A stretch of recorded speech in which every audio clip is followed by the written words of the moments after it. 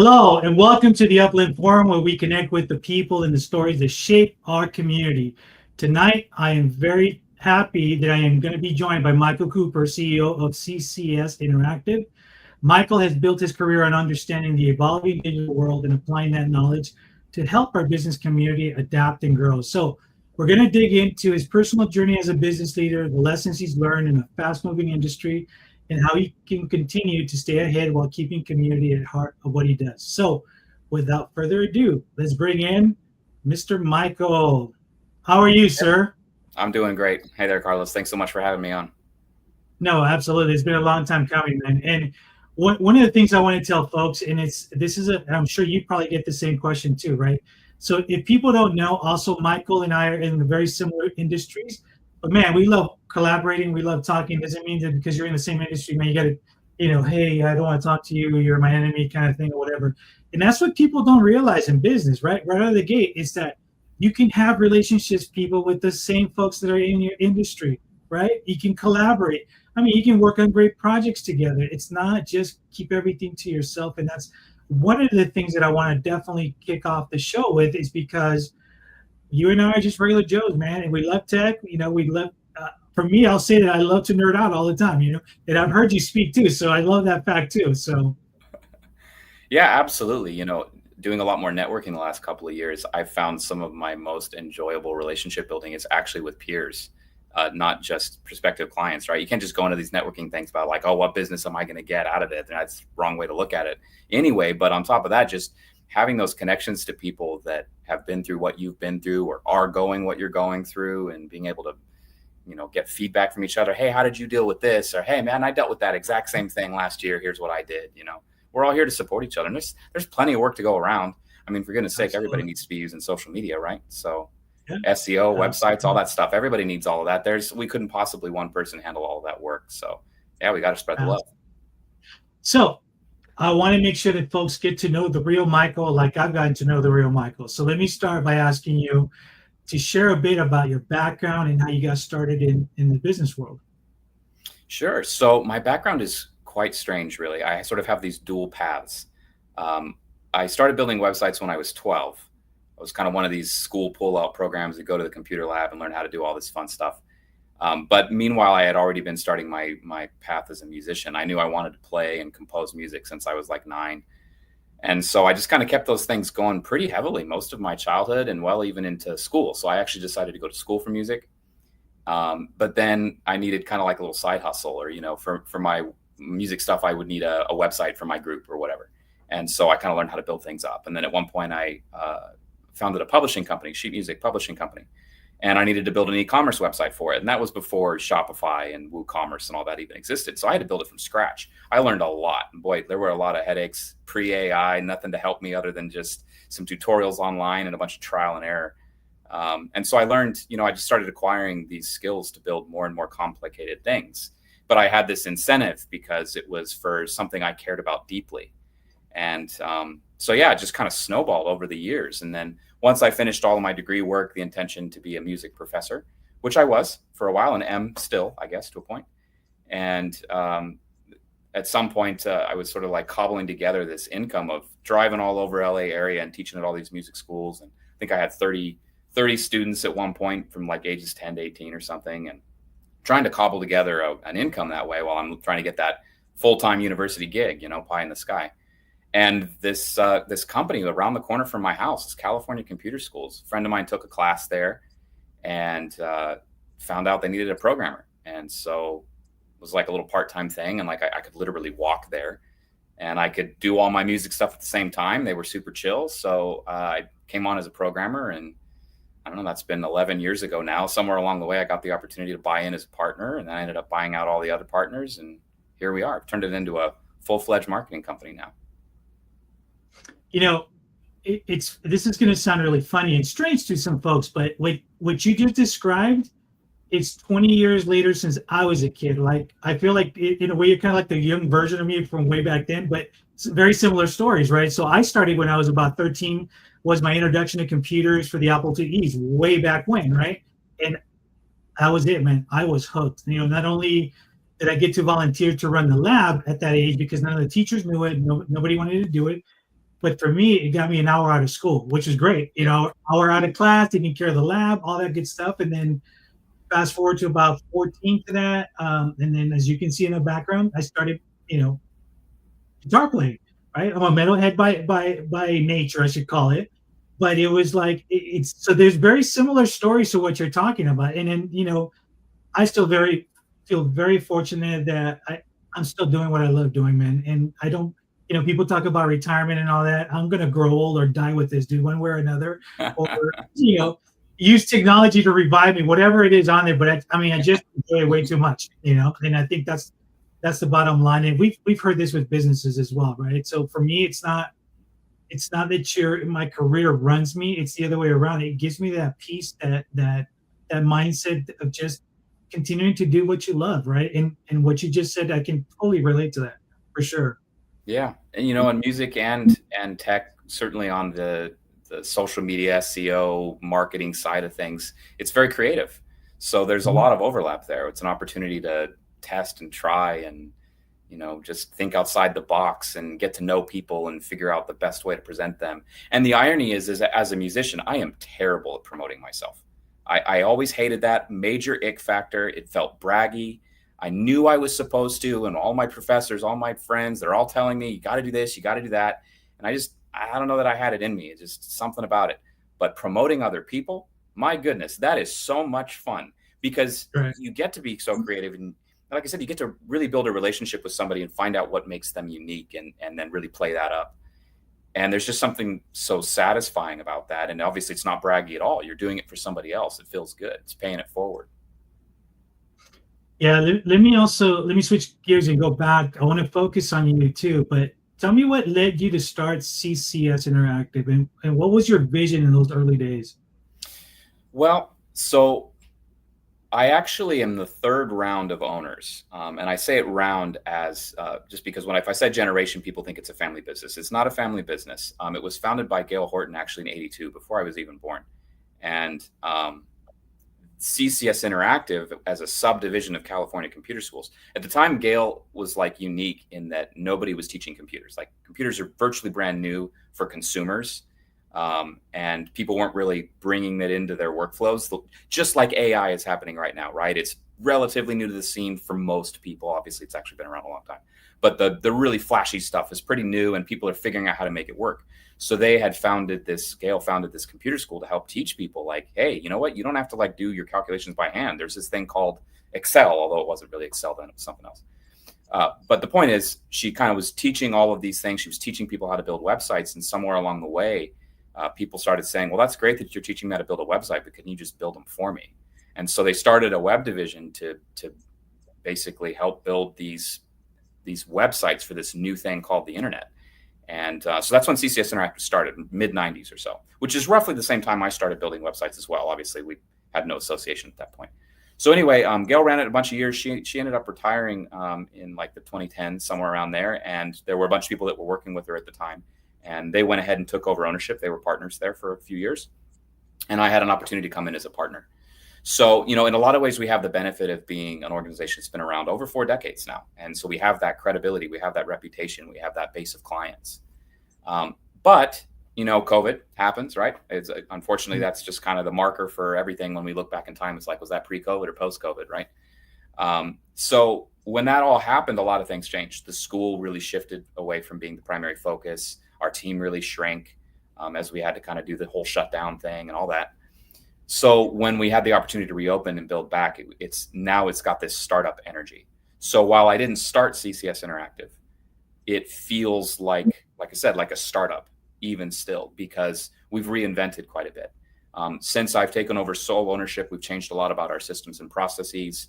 We've brought in a fantastic design team, both for the website side and for the social media content side, SEO specialists, videographers, you know, content writers, all kinds of wonderful, wonderful creators that are really able to take the product to an entirely new level.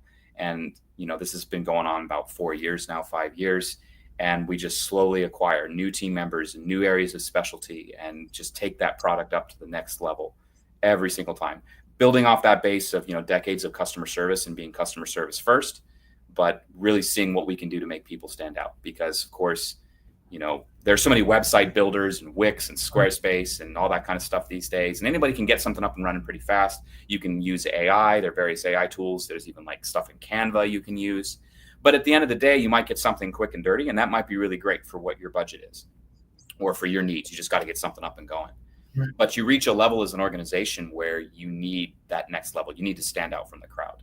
And so we've been able to really pivot away from just sort of being your everyday website template kind of stuff into every website we build is totally unique. Like I said, we spend time getting to know the person, the organization, the customer, the client, whatever it is, and build something truly unique that truly stands out that you couldn't just do with a website builder, that you couldn't just do throwing it into ChatGPT or something.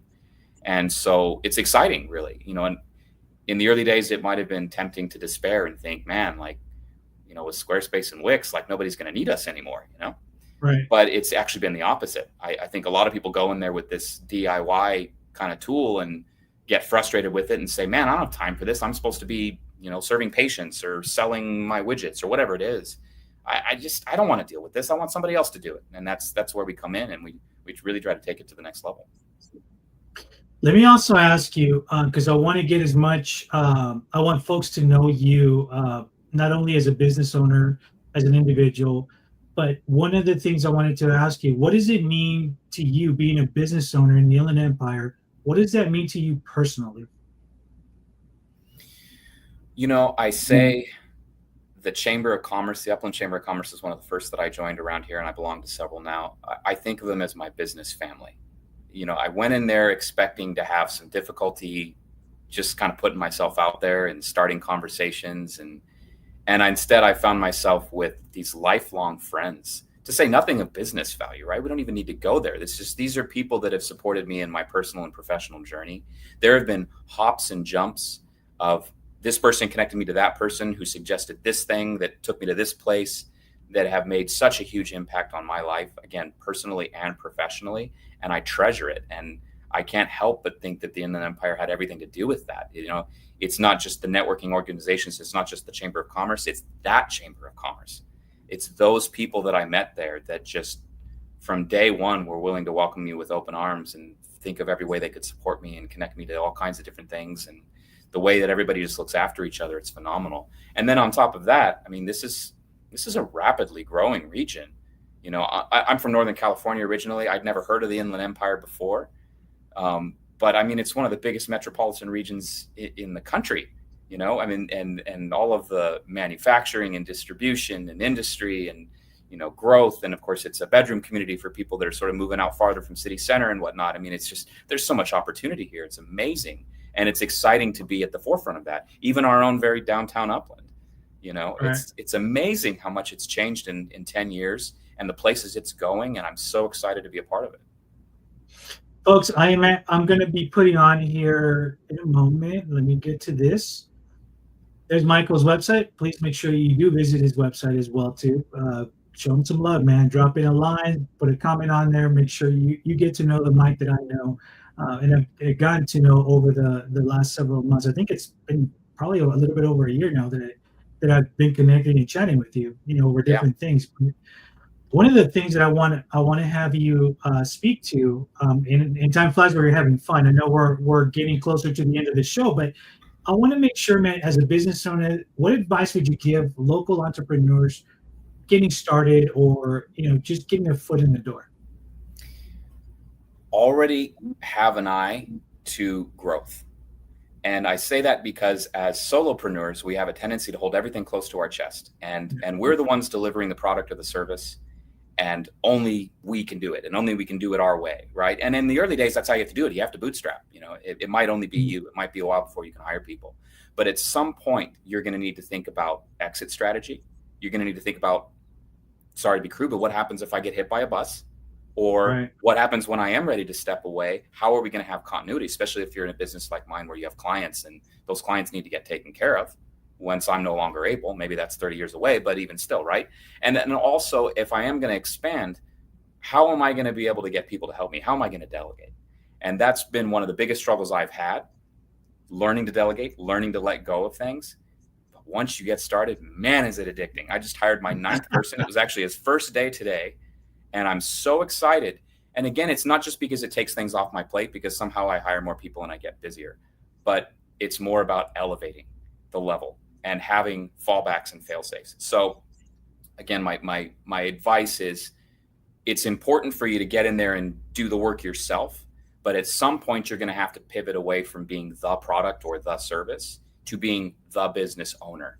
And you're going to need to make sure that you have systems and processes around you to support the work that you're doing, and that somebody, if it's not you, is maintaining the business for the sake of the business. There's this great book, man, of course I'm trying to use it and it immediately escapes my head. I guess it never fails, man, for sure. Right, never fails. The E-Myth Revisited, about the notion of the entrepreneur, and again, this struggle that I'm talking about, where like you want to be the person, the product. You know, you open a bakery because you love baking, but at some point you're going to hit a ceiling, and at some point what you own is a job, not a business, and you have to think about running the business for the sake of running a business. And one of the examples they give is McDonald's. You know, McDonald's isn't all about burgers. McDonald's is all about business, right? Mm-hmm. McDonald's business model is based largely on their real estate, right? And their franchising. It's not that they don't care about burgers. It's not that McDonald's isn't about burgers. Of course it is. But the people who ran it, and the reason it's so successful, is because they focused on the business aspects of it as well, not simply just the product and service. And we have to be especially careful as solopreneurs when we are the product and the service, that we don't run into that trap of, we either can't grow, we don't have the capacity, or we're burnt out and we don't love it anymore because it's just become a job. So really quick, man, I want you to think about this. Give me a brief encounter that you had where a client, you really made such a difference for a client that has stood out for you. Tough one. Thought you said you weren't going to put me on the spot. All right, let's see here. That's a good question for you, man, because I know you've worked with a lot of people. Yeah, I should have anticipated that. I'll tell you, lately we've been running social media courses for our chamber personnel, just trying to help businesses that don't have the budget to hire a firm figure out how to do this kind of stuff themselves. And there have been some aha moments in those classes for people where they just, I have a tendency in anything I teach to bring up AI and show people how to use, we're in an Excel class and I'm like, ChatGPT can write Excel formulas for you too, right? You can upload your spreadsheet and have it fix things. Or, in the case of social media, talking about, you don't have to come up with all of your ideas. You don't have to stare at a blank screen. You can get going and ask it for some ideas and iterate. And seeing some of the moments have just been so satisfying, because you're helping somebody help themselves. And again, the Pay It Forward, I love that movie. I can't help it.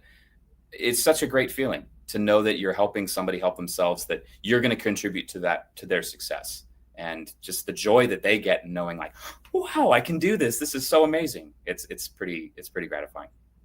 Well, one of the things that I'm gonna attest to, man, because I've attended some of the classes you put on, especially for Excel, and the way you teach, you have a very creative and fun style to teach people that don't know diddly, man, right? So I've done the same thing you have done with that, but your approach to it, it's what I think students should look for in a professor and a teacher, anybody related to the tech world, because it's, let's face it, man, a lot of our tech friends, you have a bad rap, right? They don't have the patience. They don't really teach. They teach like everybody should already know this, and like, how dare you not know this, and make people feel this small and frustrated, and you walk out, right? But I think to your credit, it's that caring, nurturing, that you want to see people succeed, man. So I commend you for doing that.